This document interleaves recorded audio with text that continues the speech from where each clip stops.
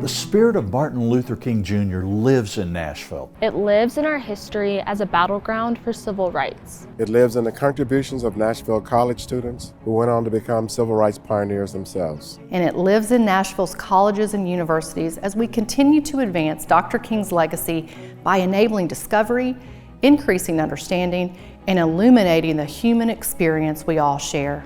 Just 6 decades ago, lunch counter sit-ins by courageous local college students marked the beginning of the end of segregation in our city. These prompted a visit by Dr. King, who said he came to Nashville to gain inspiration, not bring it.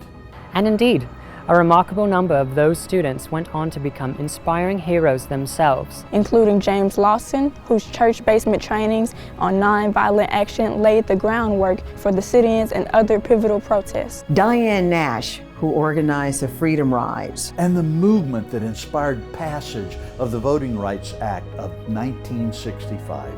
And John Lewis, who gave a fierce speech at the March on Washington, was bloodied crossing the Edmund Pettus Bridge, and served 33 years as America's conscience in Congress. Today, Nashville's history of advancing civil rights is still being written, and the city's rich mix of colleges and universities plays a vital role. On our campuses, people of diverse backgrounds come together to connect through all that we have in common. Learn from our differences. And vigorously examine the ideas and innovations that form the foundation for the future. The spirit of Dr. King lives in Nashville. It lives in today's joint day of service, and it lives in all of you. Today, we gather to show the world that Dr. King's words still speak to us. His work continues, and his legacy is a living thing that finds its shape in our hearts and, most important, our actions. This day is more essential than ever.